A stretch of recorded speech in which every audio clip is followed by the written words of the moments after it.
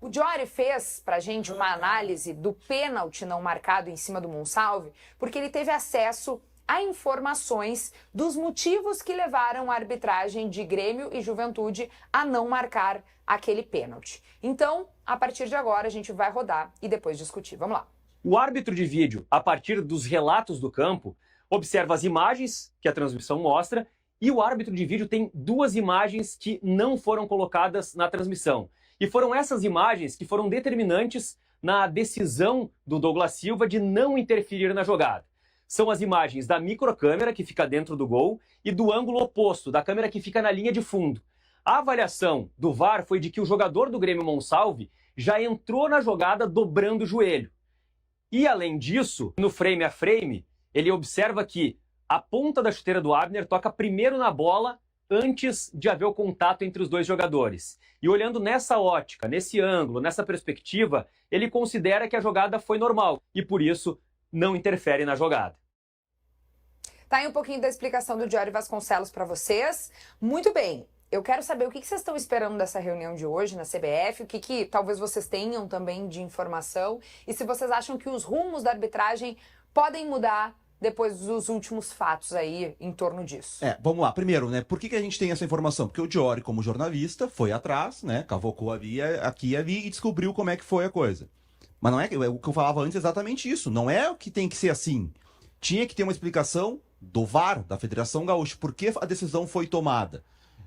Acho que a divulgação dos áudios das conversas, como acontece no Brasileirão, é necessário. Terminou o jogo um dia depois, se entender por que foi tomada a decisão. A gente ter na hora a repetição da imagem, para tentar explicar, como a gente normalmente tem. Lembra daquele jogo entre São José e Pelotas, que a gente comentou aqui, que a câmera da transmissão, ela mostra o lance diferente, depois aparece uma câmera por trás, que mostra que tem um puxão, que na minha visão, aquele puxão do zagueiro do Pelotas não era suficiente para pênalti, mas pelo menos ela mostra algo diferente da câmera principal. E ali o VAR mostrou durante a transmissão para explicar por que tomou a decisão. Faltou isso nesse lance. Aí entra a partir do que o Diori disse, a gente debateu isso no sábado e até eu perguntei pro Diori e ele concordou comigo. Que esse frame que mostra que ele tocou na bola antes, que é uma imagem que a gente não tem acesso, mesmo assim tá errado.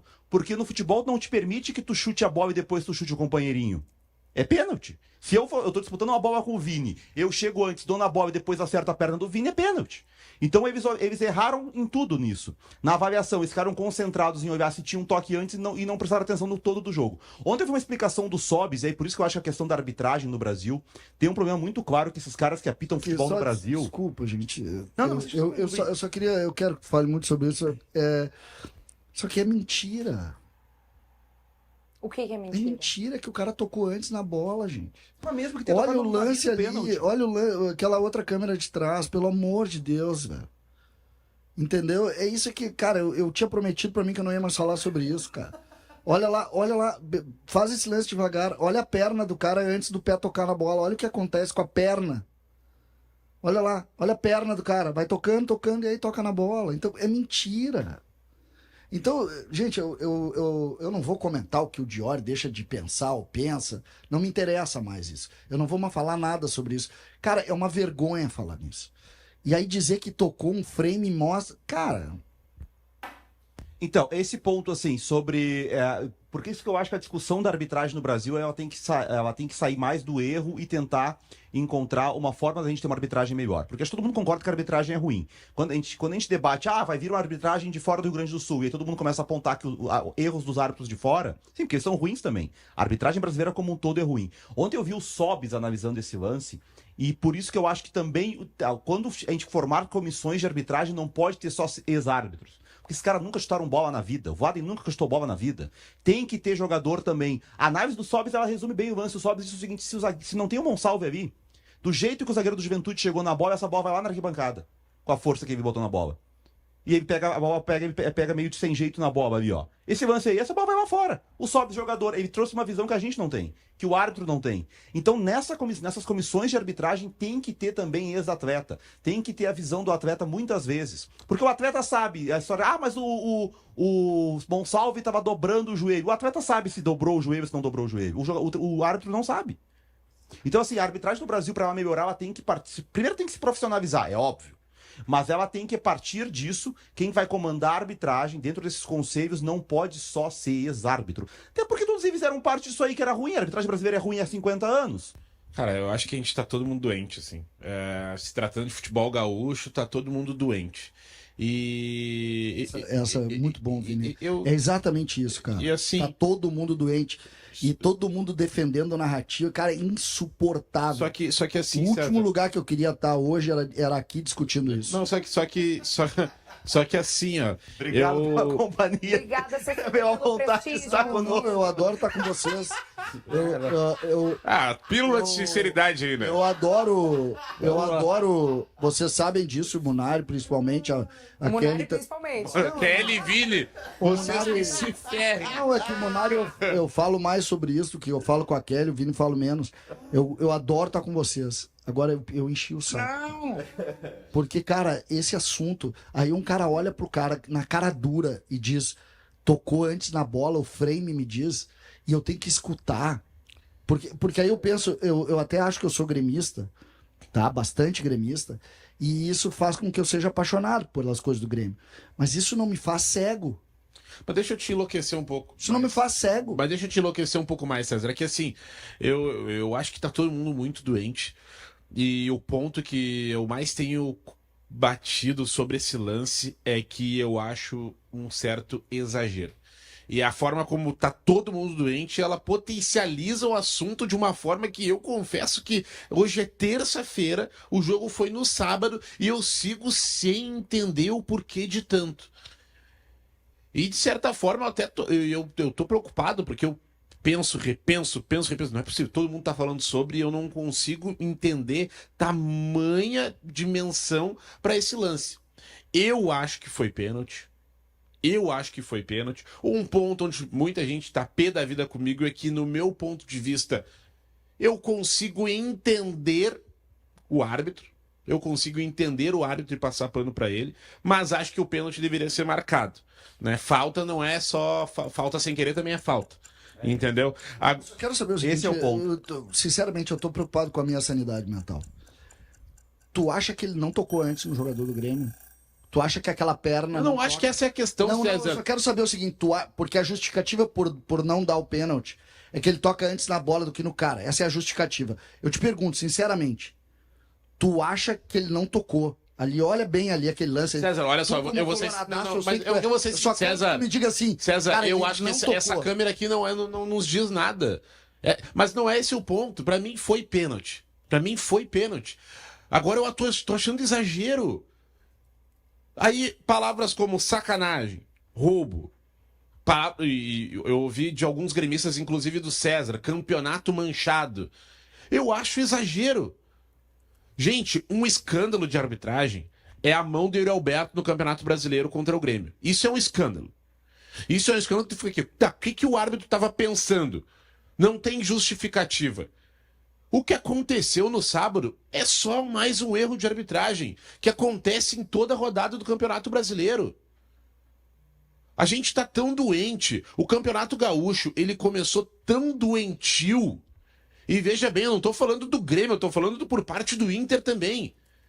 Que a gente tá debatendo um erro de arbitragem como se fosse um escândalo. É um erro de arbitragem, o árbitro errou, eles foram incompetentes, ninguém foi ladrão, ninguém quis roubar, o Grêmio não tá sendo roubado, o campeonato não tá manchado.